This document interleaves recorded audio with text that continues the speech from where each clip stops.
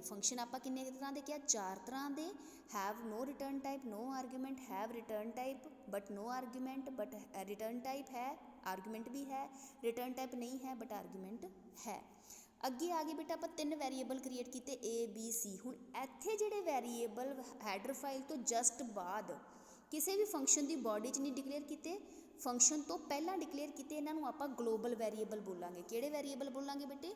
Global वैरीएबल, जिहड़े आप globally main तो पहला डिकलेयर करते, मेन तो बाहर डिकलेयर करते, ये किसी भी बॉडी च यूज़ कर सकते हैं, किसी भी फंक्शन की बॉडी के हुंदे विच। सम दे विच भी आप कॉल किए है ABC, सबट्रैक्शन दे विच भी कॉल किए है, मल्टीप्लाई दे विच भी कॉल किए, डिवीजन दे विच भी कॉल किए है।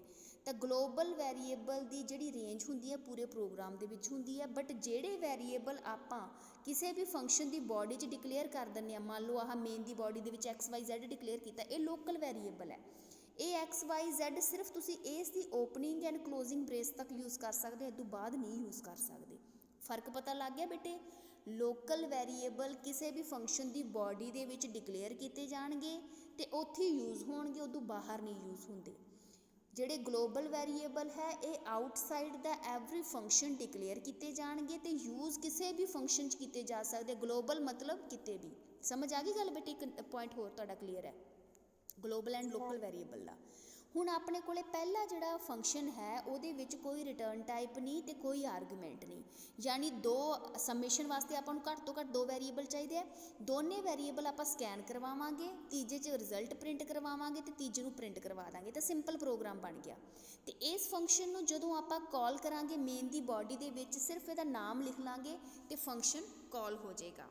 जे 10 बार कॉल करना 10 बार कॉल करांगे। पहला फंक्शन क्लीयर है बेटा? इत्थे फंक्शन डिकलेयर किया void sum opening and closing bracket ते सैमीकोलन। इत्थे फंक्शन की बॉडी दी, इनू आप डेफिनेशन ऑफ फंक्शन बोलांगे। डेफिनेशन ऑफ फंक्शन का मतलब की है कि फंक्शन की टास्क दसो, फंक्शन की एक्शन परफॉर्म करेगा, that is definition of function. तो जिथे इसनूं आप यूज़ करना है उत्थे आप फंक्शन नूं की करांगे? कॉल करांगे, that is known as call of function. Function call, इत्थे फंक्शन नूं मैं कमेंट भी लिख देनी है बेटा, कमेंट लिख देने ना फंक्शन कॉल की हुई है। इत्थे आपां जिथे आपां आ कीता सीगा इत्थे फंक्शन की आपां दित्ती हुई है डेफिनेशन, फंक्शन डिफाइन किया होया। फंक्शन की किया होया बेटा? फंक्शन डिफाइन किया है। तो जिहड़ी इत्थे आपां कीता है बेटा तीजी थां ते आपां लिखिया ये हैगा फंक्शन प्रोटोटाइप भी बोलते हैं तो फंक्शन डिकलेरेशन भी बोलते हैं। ये कमेंट लिखते मैं तुहानूं ताकि पता चल जाए स्क्रीनशॉट दे विच कि इत्थे फंक्शन डिकलेयर किया, इत्थे फंक्शन की आपां डेफिनेशन दी है तो इत्थे आपां फंक्शन नूं की कीता हैगा मेन दे विच कॉल किया। समझ आ गई बेटे? हाँ जी यस मैम। उस तो बाद हुण सम नाम के फंक्शन दे विच कोई रिटर्न टाइप नहीं सी, ना तो आपां कोई रिटर्न स्टेटमेंट लिखी है तो ना कोई आर्गूमेंट पास से, इस करके कोई आर्गूमेंट नहीं पास किया सी। दूजा जिहड़ा अपना फंक्शन सी उहदी रिटर्न टाइप इंटीजर सी, इस करके आपां नूं इत्थे रिटर्न स्टेटमेंट लिखनी पई कोई इंटीजर वैल्यू। इंटीजर वैल्यू अपनी की है सी दे विच आपां की स्टोर करवाया रिजल्ट। रिजल्ट किनू पास हो जाएगा? इत्थे INT नूं। इस करके जदों आपां इस फंक्शन नूं कॉल करना है तो आपां नूं इंटीजर Z नाम का इधर वैरीएबल रखना पएगा इक्वल टू दे साइन तो बाद, ताकि सबट्रैक्शन जो भी वैल्यू रिटर्न करेगा वो काह च स्टोर हो जाएगी? Z दे विच। ते फिर Z नूं आपां की करवाता? प्रिंट करवाता। ठीक है जी।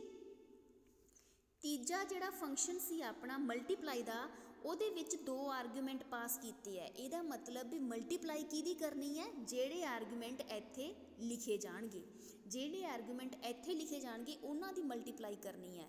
ਇਹ ਆਰਗੂਮੈਂਟ ਕਿੱਥੋਂ ਆਉਣਗੇ ਬੇਟਾ? ਇਹ ਆਰਗੂਮੈਂਟ ਆਉਣਗੇ ਮੇਨ ਦੀ ਬੋਡੀ ਤੋਂ। x ਤੇ y ਨੂੰ ਆਪਾਂ ਸਕੈਨ ਕਰਵਾਇਆ, ਸਕੈਨ ਕਰਾਉਣ ਤੋਂ ਬਾਅਦ ਜਦੋਂ ਮਲਟੀਪਲਾਈ ਨਾਮ ਦਾ ਫੰਕਸ਼ਨ ਕਾਲ ਕਰਾਂਗੇ x ਦੀ ਵੈਲਿਊ a ਨੂੰ ਪਾਸ ਕਰ ਦਾਂਗੇ, y ਦੀ ਵੈਲਿਊ ਕਿਹਨੂੰ ਪਾਸ ਕਰ ਦਾਂਗੇ? b ਨੂੰ। ਤੇ ਫਿਰ x ਤੇ y ਦੀ ਹੋਏਗੀ ਤਾਂ ਮਲਟੀਪਲਾਈ x ਤੇ y ਦੀ, ਬਟ ਕਿਹਦੇ ਵਿੱਚ ਪਾਸ ਹੋ ਕੇ? ए तो बी दे विच पास हो के ए तो बी की मल्टीप्लाई हो जाएगी तो सी दे विच रिजल्ट आऊगा। रिजल्ट नूं आपां की करवाता? रिटर्न करवाता। रिटर्न करवा के काह च स्टोर करवाता? Z दे विच। फिर Z नूं की करवाता बेटे? प्रिंट करवाता। चौथा जिहड़ा अपना फंक्शन सी उहदे विच रिटर्न टाइप तो उहदी वॉइड सी, यानी रिटर्न स्टेटमेंट तो नहीं आउणी। ਬਟ ਆਰਗੂਮੈਂਟ 2 ਪਾਸ ਕੀਤੇ ਹੋਏ ਆ। ਇਹ ਆਰਗੂਮੈਂਟ ਹੁਣ ਕਿੱਥੋਂ ਆਉਣਗੇ? ਇਹ ਆਰਗੂਮੈਂਟ ਮੇਨ ਦੀ ਬਾਡੀ 'ਚੋਂ ਆਉਣਗੇ। ਜਦੋਂ ਇਹਨੂੰ ਫੰਕਸ਼ਨ ਨੂੰ ਕਾਲ ਕਰਾਂਗੇ ਇਹਦੇ ਵਿੱਚ ਕਿੰਨੇ ਆਰਗੂਮੈਂਟ ਪਾਸ ਕਰਨੇ ਆ? 2। ਦੋਨੇ ਆਰਗੂਮੈਂਟ ਆਪਾਂ ਇੱਥੇ ਸਕੈਨ ਕਰਵਾਏ x ਤੇ y, ਤੇ ਇੱਥੇ ਪਾਸ ਕਰਤੇ x ਤੇ y ਨੂੰ। ਠੀਕ ਹੈ ਜੀ। ਫਿਰ x ਤੇ y ਨੂੰ ਪਾਸ ਕੀਤੇ ਆ ਤਾਂ ਇੱਥੇ ਕੀ ਕਰਵਾਤਾ? x ਦੀ ਵੈਲਿਊ a ਚਲੀ ਗਈ, y ਦੀ ਵੈਲਿਊ ਕੀ ਚਲੀ ਗਈ? b ਦੇ ਵਿੱਚ, ਤੇ ਇਹਨਾਂ ਦੋਨਾਂ ਦੀ ਡਿਵੀਜ਼ਨ ਹੋ ਗਈ। ਫਿਰ ਆਪਾਂ ਰਿਜ਼ਲਟ ਕੀ ਕਰਵਾਤਾ? ਪ੍ਰਿੰਟ ਕਰਵਾਤਾ। ਕਿਉਂ ਪ੍ਰਿੰਟ ਕਰਵਾਇਆ? ਕਿਉਂਕਿ ਇੱਥੇ ਆਪਾਂ ਰਿਟਰਨ ਨਹੀਂ ਕਰਵਾ ਸਕਦੇ, ਕਿਉਂਕਿ ਇਹਦੀ ਰਿਟਰਨ ਟਾਈਪ ਕੀ ਹੈ ਬੇਟਾ? ਵਾਇਡ। ਠੀਕ ਹੈ। ਜਿੰਨਾ ਫੰਕਸ਼ਨ ਦੀ ਰਿਟਰਨ ਟਾਈਪ ਵਾਇਡ ਹੁੰਦੀ ਹੈ ਉਹ ਫੰਕਸ਼ਨ ਡਾਇਰੈਕਟਲੀ ਕਾਲ ਹੋ ਜਾਂਦੇ। ਦੇਖੋ ਸਮ ਤੇ ਡਿਵੀਜ਼ਨ ਡਾਇਰੈਕਟਲੀ ਕਾਲ ਹੋਏ ਆ। ਜਿੰਨਾ ਫੰਕਸ਼ਨ ਦੀ ਰਿਟਰਨ ਟਾਈਪ ਹੁੰਦੀ ਹੈ ਉਹਨਾਂ ਦੇ ਸਾਹਮਣੇ ਇਕੁਅਲ ਟੂ ਦਾ ਸਾਈਨ ਲਾ ਕੇ ਉਸੇ ਰਿਟਰਨ ਟਾਈਪ ਜਿਸ ਤਰ੍ਹਾਂ ਦੀ ਰਿਟਰਨ ਕਰ ਰਿਹਾ ਉਹ ਵੈਲਿਊ ਇੰਟੀਜ਼ਰ ਕਰ ਰਿਹਾ ਤਾਂ ਇੰਟੀਜ਼ਰ ਟਾਈਪ ਦਾ ਵੈਰੀਏਬਲ ਡਿਕਲੇਅਰ ਕਰਨਾ ਪਊਗਾ, ਉਹਦੇ ਵਿੱਚ ਰਿਜ਼ਲਟ ਸਟੋਰ ਹੋਣਗੇ, ਫਿਰ ਰਿਜ਼ਲਟ ਨੂੰ ਪ੍ਰਿੰਟ ਕਰਾਉਣਾ ਪਏਗਾ। ਸਮਝ ਆ ਗਈ ਬੱਚੇ ਗੱਲ?